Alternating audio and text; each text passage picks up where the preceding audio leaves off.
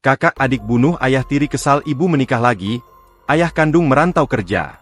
Aksi nekat dilakukan kakak beradik dengan menghabisi nyawa bapak tirinya di Bangkalan, Madura, Jawa Timur, pada Selasa, 9 September 2025, sekitar pukul 17.30 waktu Indonesia Barat. Pelaku pembunuhan KD bersama adiknya, RM warga Bangkaan berbuat nekat hingga menghabisi korban M, yang tidak lain adalah ayah tiri atau suami dari ibu kandungnya, SF. Korban M yang merupakan warga desa Bandang Dajah, Kecamatan Tanjung Bumi meninggal dunia dalam perjalanan ke RSUD Syamrabu Bangkalan dengan sejumlah luka bacok di tubuh. Sebagaimana disampaikan Kapolres Bangkalan, AKBP Hendro Sukmono pada Senin malam. Selain mengamankan pelaku KD, polisi juga menyita sebilah senjata tajam jenis celurit lengkap dengan selongsong yang digunakan pelaku untuk menghabisi korban M di depan ibu kandungnya, SF. Kala itu, korban berboncengan mengendarai sepeda motor bersama SF di Jalan Raya Desa Macajah, Kecamatan Tanjung Bumi.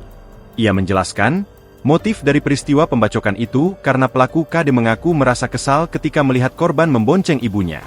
Pelaku masih menganggap ibunya masih istri sah dari bapak kandungnya yang pergi merantau untuk bekerja di Ambon. Padahal, lanjutnya, pernikahan secara siri antara ibu pelaku, SF dengan bapak kandung dari pelaku telah usai.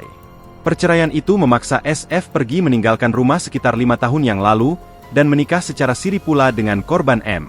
Namun pelaku menganggap ibunya telah selingkuh dengan korban, hingga meninggalkan pelaku dan kakak perempuannya beserta 2 orang adiknya. Dari pernikahan bersama korban, SF dikaruniai seorang anak berusia 4 tahun. Balita itu disebut Kasat Reskrim Polres Bangkalan, AKP Hafid Dian Maulidi turut dibonceng bersama korban dan SF saat peristiwa pembacokan terjadi. Dari keterangan SF selaku pelapor yang disampaikan di hadapan penyidik, hubungan antara korban dengan anak-anaknya baik-baik saja. Sebelum pembacokan terjadi, S bahkan sempat memberikan uang sebesar Rp300.000 kepada pelaku. Dari peristiwa itu, tersangka KD dijerat pasal 340 KUHP dan atau pasal 338 KUHP dan atau pasal 170 KUHP dengan ancaman pidana mati, pidana seumur hidup, dan pidana penjara 20 tahun.